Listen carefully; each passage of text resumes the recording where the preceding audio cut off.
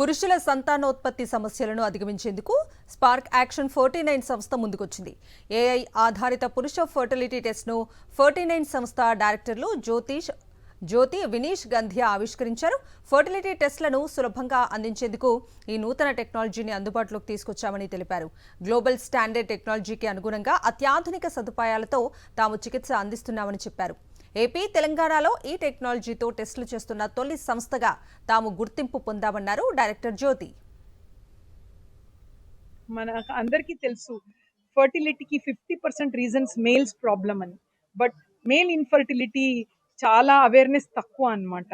So definitely problems 50% మేల్స్లోనే ఉంది. And ఇది identify చేయటానికి యూజువలీ స్టాండర్డ్ టెక్నిక్ లేదు. మేము మొట్టమొదలుగా standardize technique which is artificial intelligent backed. So ప్రాబ్లమ్ని తొందరగా ఐడెంటిఫై చేసి పిల్లలు లేక బాధపడే వాళ్ళు వాళ్ళ ఓన్ జెనెటిక్ మెటీరియల్ కపుల్గా వెళ్ళాలని ఆశిస్తున్నాము.